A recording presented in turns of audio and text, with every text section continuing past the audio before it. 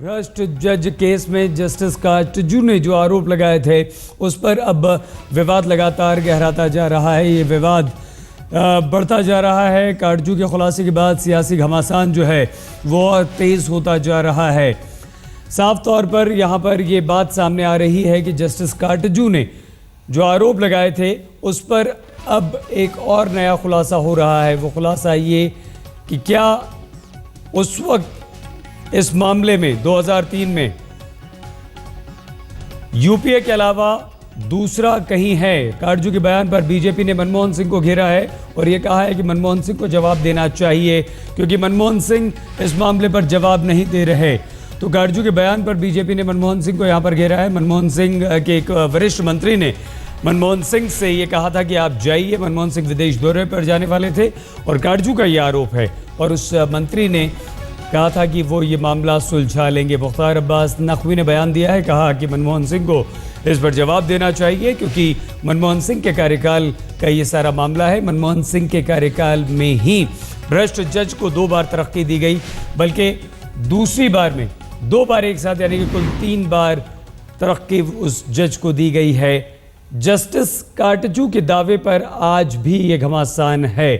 तो किस तरह से प्रधानमंत्री से बीजेपी ने जवाब मांगा है। इस पूरे विवाद के बाद पूर्व कानून मंत्री हंसराज भारद्वाज से बात की हमारे संवाददाता कुमार विक्रांत ने। मार्कंडेय काटजू के खुलासे के बाद हमारे साथ बातचीत करने के लिए मौजूद हैं उस वक्त के कानून मंत्री हंसराज भारद्वाज जी।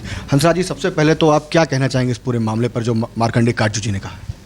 ये सबसे पहले तो मैं ये कहूँगा बड़ा दुर्भाग्यपूर्ण उन्होंने वक्तव्य दिया है।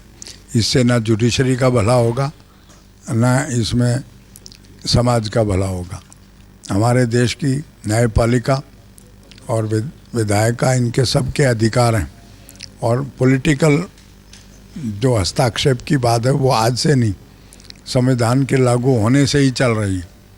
हम ये कोशिश करते हैं कि पॉलिटिकल हस्तक्षेप की बजाय न्यायिक हस्तक्षेप से जज बनाए जाएं।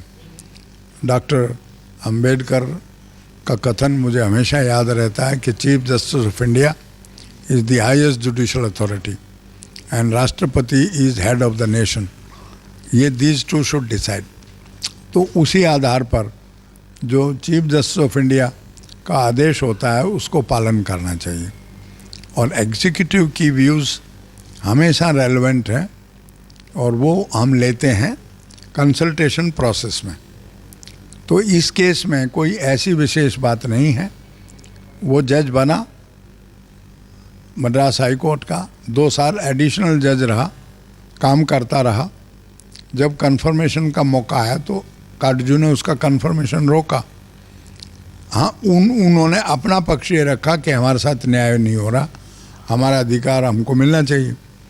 तो सीजीआई ने इंक्वायरी करके उसको आगे कह दिया कि जो इंक्वायरी के तथ्यों के आधार पर इसको कंफर्म करते हैं पर इसका ट्रांसफ़र कर देते हैं दूसरी हाई कोर्ट में।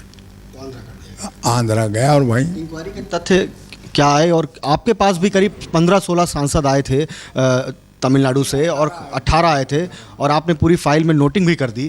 तो लिखा है आपने फाइल में वो दलित सांसद थे। तो कहीं ना कहीं एक डीएमके का दबाव भी तो था सर, क्योंकि दबाव नहीं कह सकते।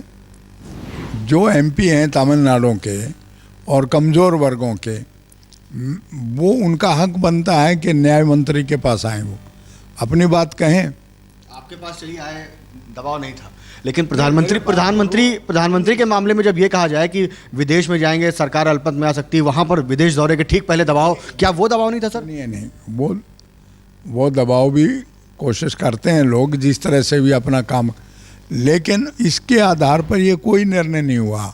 सीजीआई का मत पहले था कि इंक्वायरी के बगैर मैं नहीं करूँगा इसको कंफर्म।